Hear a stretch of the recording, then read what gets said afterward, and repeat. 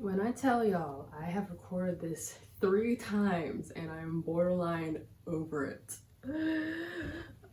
Technology. Oh, how you bring me stress. Hello, fellow beings. What is up? I want to burn the world down. That's what's up with me today. We're here to talk about procrastination. That little voice in our head that says, I don't want to do it. I don't want to do it. I really don't want to do it. Procrastination is that resistance we feel to doing anything and everything. Things we don't want to do and things that we sometimes want to do, which makes it make 0 sense. And for my neurodivergent people out there, you know the intensity that this can have. Still, what would you do if I said that procrastination is there to keep you safe? I know it sounds crazy, but hear me out. Procrastination is a part of our mental self-defense mechanism to avoid pain. Procrastination is, as you might call, a trauma response. Just like being really sad or really angry, really afraid of something, procrastination is there to basically protect you from you. It reacts to negative core beliefs we have about ourselves. Now, you might ask, what's a negative core belief? Well, a negative core belief is kind of that. It's a negative belief we have about ourselves that have calcified in the core of our being, of our subconscious. An example could be if you were bullied a lot as a child, and no matter what you did, people just didn't like you. Or no matter what you produced in the house, your parents never approved of it, never liked it, never talked good about you. You were ignored or kicked to the side, and everything you did was And that create a negative core belief of I am worthless. Nothing I do will ever amount to anything. And that relates to procrastination, because when you try to better yourself or do things to better yourself, you're fighting against a negative core belief.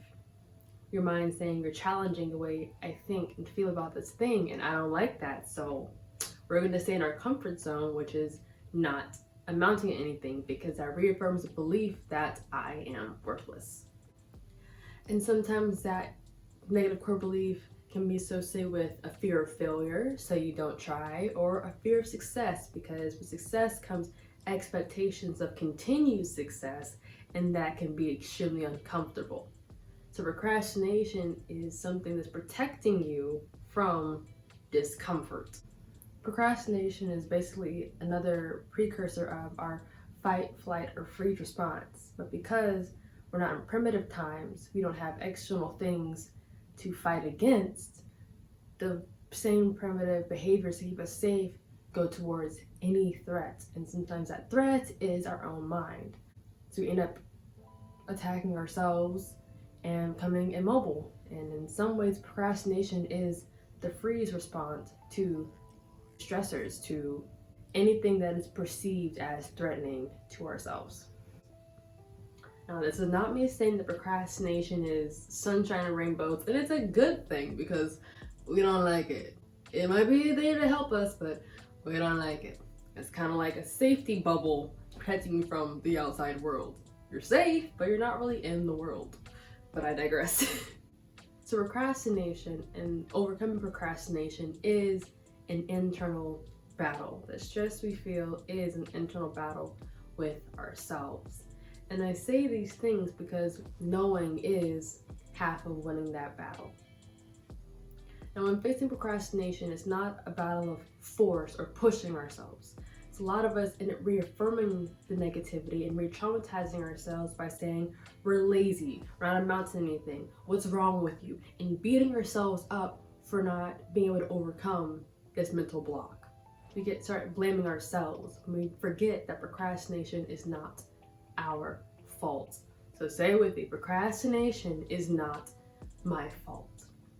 And we're being soft with ourselves. If overcoming procrastination is a mental battle, it's more of a pillow fight, you know, put the dukes up, but gently. So in facing the procrastination and that resistance, some tips I have. First, acknowledge what it is. It's a trauma response. It's part of you trying to keep another part of you safe, trying to protect your mind from stress, from disappointment, from wear and tear, all those things. So it's like, okay, this thing is going to keep me safe. Treat it with tenderness and look it straight in the face and be like, I see you for what you are. And don't beat yourself up. Definitely. So part number 1.5, don't beat yourself up when procrastination rears its head. 2, take everything you want to do and write it in a list in as small steps as possible. Everything from sitting at your desk, opening your laptop, getting a cup of coffee. Write everything in your process in small steps and break each of those steps into chunks of like 5 or 6 and then focus on 2 at a time.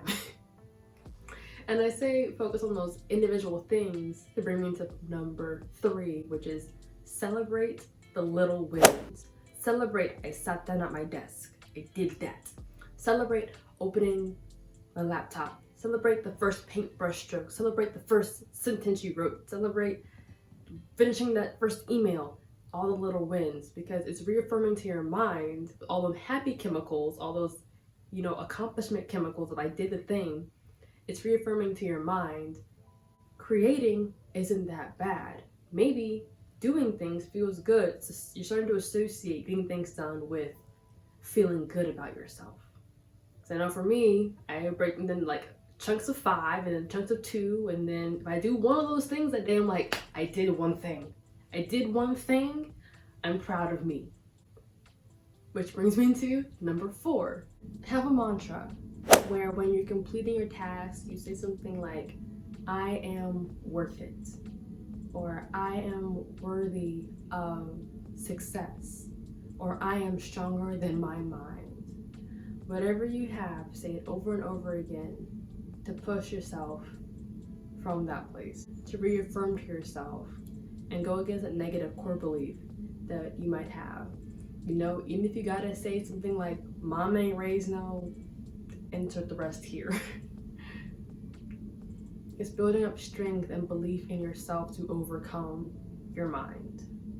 And number 6, which isn't really one of my tips, but something that definitely is effective, is the 3-second rule.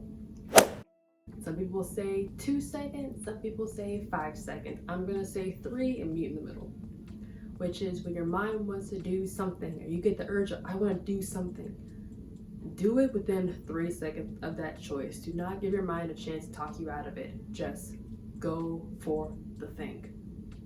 Now that one takes a little bit of a chance, but it's almost like, the countdown. I think one person, I can't remember her name, but it's like a 10 or 5-second countdown and then does it. You gotta react before your mind can stop you. Now just a little bit of practice, but it is a very effective tool to use. And apologize for the background noise because now my grandmother is taking a shower. Keep it quiet. Now I want to leave another disclaimer. Procrastination is not the same thing as being tired. And this is why I stress being gentle with yourself, because it's sometimes we're just tired. And if you try to push yourself to get things done when you're tired, you just hurt yourself more.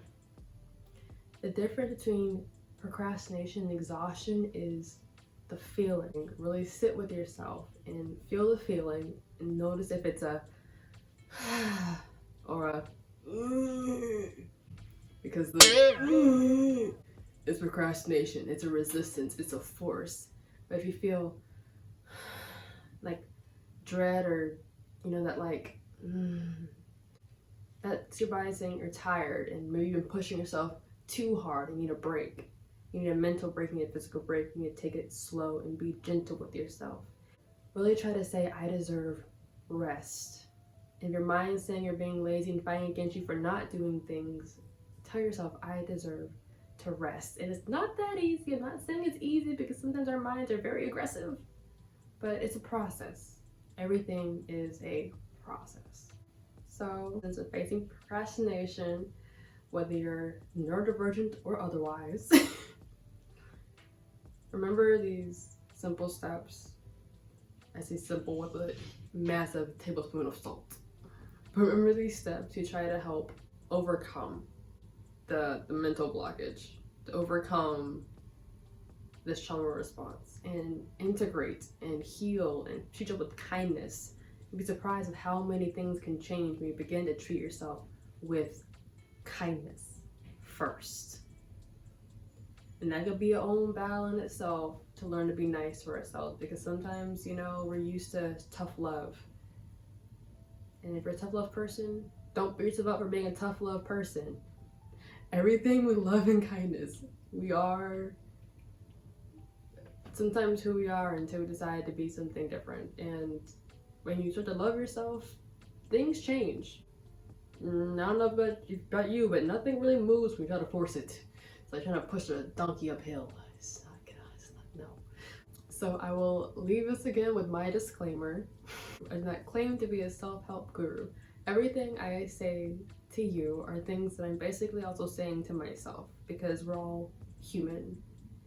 And my words do not guarantee success or change. You have to take the initiative to make changes yourself. You have to take the steps, the initiative to make steps towards healing and bettering yourself. All I can do for you is offer some steps and tips and advice, but the rest of it is in your hands. And I have full faith and belief that you got this. You got this. We got this. We here. So if you have your own tips and advice on how you deal with procrastination, how you're tackling it, anything you want to say, please leave in the comment section below. We can have a discussion, a little chitty chat, chat. Because we know I love a good debate. I love a good discussion. And if you made it to the end of this video, thank you for sitting with me for this long. Again, my name is Kai. I upload videos every Wednesday with my tips and advice on how to live life as a human being, because sometimes that shit is stressful and really hard, and we all need a helping hand sometimes. Until next week, toodles!